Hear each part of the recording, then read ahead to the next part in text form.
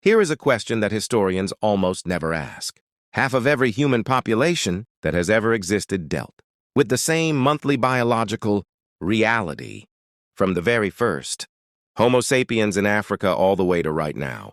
We are talking about hundreds of thousands of years, dozens of civilizations, billions of women, and yet if you open most history books you will find 40 pages on how Romans built their roads and approximately 0 sentences on how a Roman woman actually managed her daily life every single month while also running a household, working in markets, raising children, and building civilization alongside everyone else. That is not a small gap in the historical record. That is a deliberate blind spot.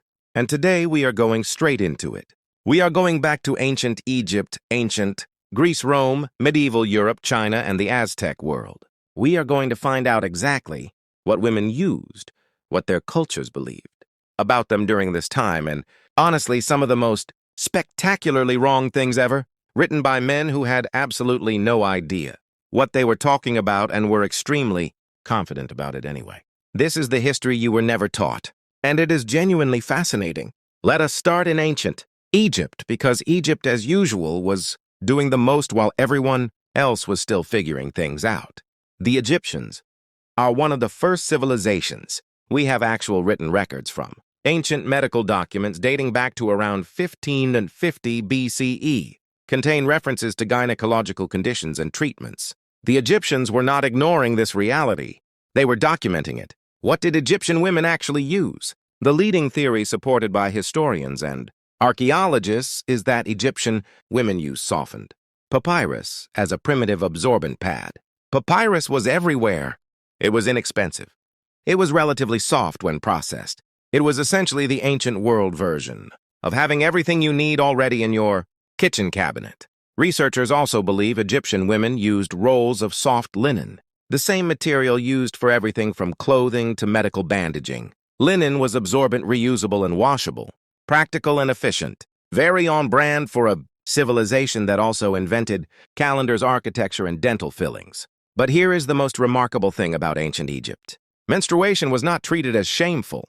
It was connected to fertility, to the cycles of the Nile, to concepts of renewal and life. Egyptian women were not isolated or restricted. They continued their daily lives with minimal disruption. Now contrast that with ancient Greece, which produced some of the most brilliant minds in human history, and also some of the most spectacularly incorrect ideas ever written about the female body. The philosopher Aristotle wrote extensively about menstruation and concluded that menstrual blood was essentially a failed biological process. This was not a fringe idea. This was mainstream scientific consensus in the ancient Greek world. Despite this, Greek women practically used soft wool widely available in a civilization built around sheep farming fashioned into absorbent pads. Greek medical texts also reference belts and wrapped linen cloths held in place around the hips, functional, practical, and completely independent of whatever the philosophers were writing in their scrolls. Now let us talk about ancient Rome. Rome gave us aqueducts, concrete legal systems, and also one of history's greatest examples of confident ignorance. A Roman writer named Pliny the Elder wrote a comprehensive encyclopedia of natural history, and his section on menstruation is genuinely extraordinary. According to Pliny, menstrual blood could kill crops if a woman walked through a field, turn wine to vinegar, make iron rust, cause dogs to go mad, and repel storms. He believed menstruating women were essentially walking environmental hazards. Now, ordinary Roman women obviously did not spend time worrying about accidentally destroying their neighbors' crops. Life continued. Markets were visited. Children were raised. Roman women almost certainly used soft cloth wool or sea sponges. The Mediterranean world had excellent access to natural sea sponges, which are absorbent, naturally soft, and fully reusable after washing. A perfectly practical solution that required no manufacturing and was available across the entire coastal world. But here is where the story becomes more than just practical history, because across many different ancient cultures, menstruation triggered something that went far beyond personal hygiene. It triggered social restriction. In several ancient traditions, menstruating women faced specific behavioral limits. Some were restricted from preparing food, some from entering sacred spaces, some from touching certain objects, These rules were not about cleanliness in the way we understand it today. They were about belief systems, ritual frameworks, and cultural power structures. And the crucial historical point is this. When a society decided menstruation was dangerous or impure, women's daily participation in public life was genuinely restricted. When a society decided it was sacred or simply biological, women continued their lives with minimal disruption. The same biology produced radically different social outcomes, depending entirely on what the culture decided to believe about it. Let us move forward to medieval Europe, where for most women, practical daily living took absolute priority. Most medieval women kept working regardless of anything.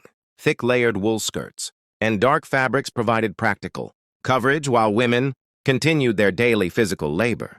Wealthier women used soft cloth rags folded and held in place by belts or girdles, washed and reused. Medieval physicians actually believed menstruation was the body's natural internal cleansing process and that interfering with it was medically dangerous. So medieval doctors encouraged it and even prescribed herbal remedies to regulate the cycle.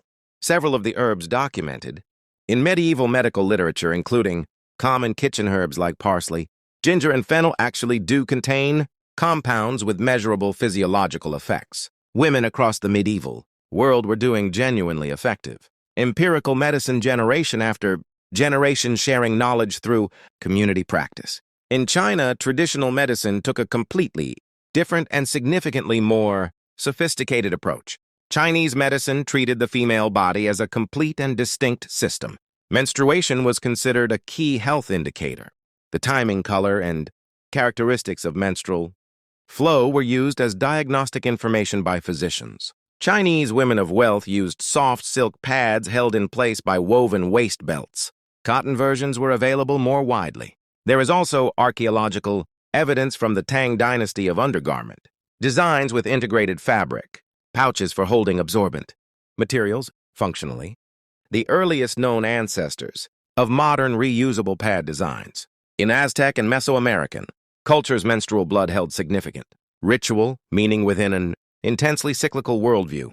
Aztec women used fibers from the maguey plant, an extraordinarily versatile plant, as absorbent material. And across many indigenous traditions, in the Americas, the time of menstruation was viewed not as a punishment but as a period of heightened spiritual significance, with women returning afterward with renewed status. So here is what all of this actually means. First, women across every civilization developed practical, often sophisticated solutions to a universal biological reality. They used what was available. They refined techniques across generations. They shared knowledge through community practice and oral tradition. They were never passive. They were always solving. Second, the biggest obstacle was almost never the practical material. Wool existed everywhere. Cloth existed everywhere. Sea sponges covered the Mediterranean. The problem was rarely access to materials. The real problem was what the surrounding culture decided to believe about menstruation. When a society decided it was dangerous or impure, that belief restricted women's movement, their labor, and their participation in public life. When a society decided it was sacred or simply biological, women continued with minimal disruption. The biology was identical. The cultural consequences were completely different. Third, almost all of our historical record about this subject was written by men who experienced none of it.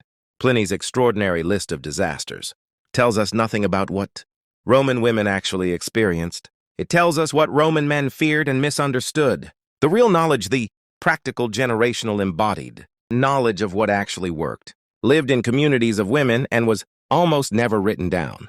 That is a genuine historical loss. We have entire museums dedicated to ancient weapons. We reconstruct ancient battle plans in extraordinary detail. But the daily reality of half of every population that ever lived barely appears in mainstream history. That changes when we start asking different questions. Subscribe if you want more history that actually includes everyone.